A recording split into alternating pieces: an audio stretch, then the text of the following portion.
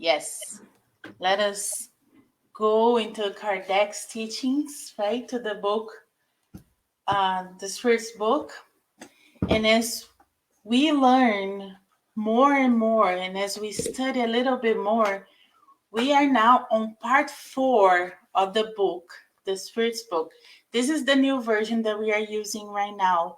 So I changed the page for you to see. So part 4 is hopes and consolations. So this is so comforting, right? Because we have hopes and we are always looking for consolations.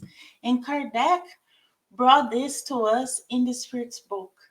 And this part is the earthly afflictions and joys. We all go through this, right? We're still on the planet Earth. We are still going through a lot in our lives trying to progress. And the item of today is the item 1, and is a relative of happiness and unhappiness. I'm missing one L. So it's relative happiness and unhappiness. So the question today is 921, and Kardec asked the spirits, we understand that men will be happy on earth when humanity has been transformed. In this meantime, however, is it possible for him to enjoy a relative happiness? So, as we mentioned, we're going through life, we're going through difficult times, right? Trials and expiation, and we want to know if we are able to actually to be happy. And the spirits answer to Kardec.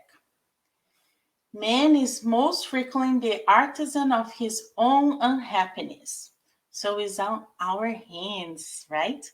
By By practicing the law of God, he would spare himself many misfortunes, securing as great a happiness as a crude existing allows.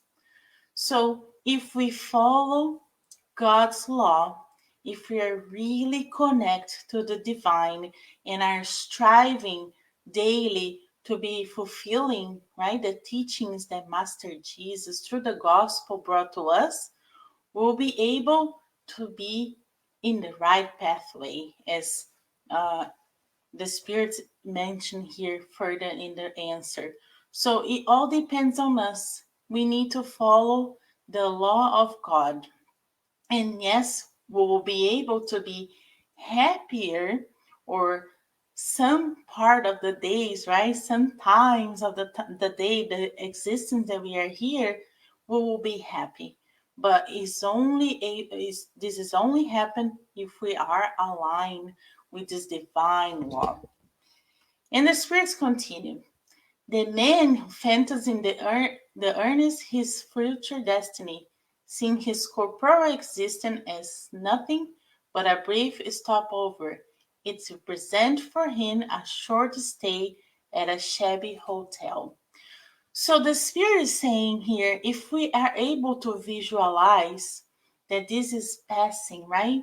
This life is going to give us experience to progress, to become better.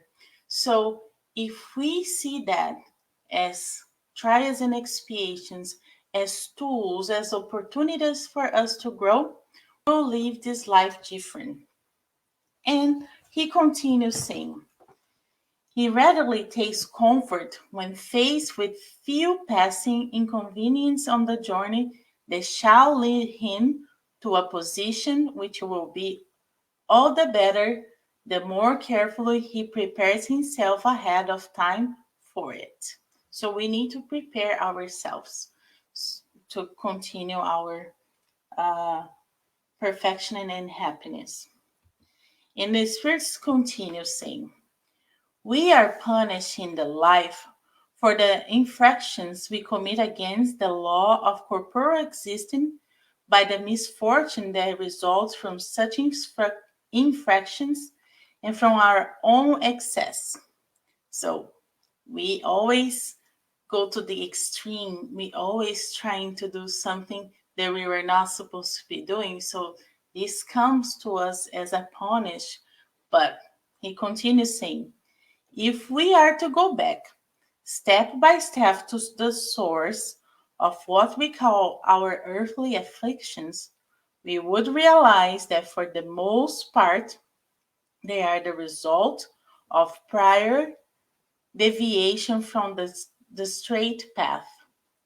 Due to this deviation, we enter the wrong road, and from one outcome to the next, misfortune befall us. So, if we don't follow the law of God and go through this excess and trying to do things that we're not supposed to do, we are gonna suffer and won't be very happy. So it's in our hands, the spirits are telling us, is in our hands to follow the law of God and find this happiness, because the happiness, as we mature, as we grow, as we evolve, will be happier and happier. Of course, there is trials and expiation here, but as long as we are aligned with the divine and we can do the right more than the wrong, we'll be happy in this reincarnation as possible. So let us continue now with the topic of today.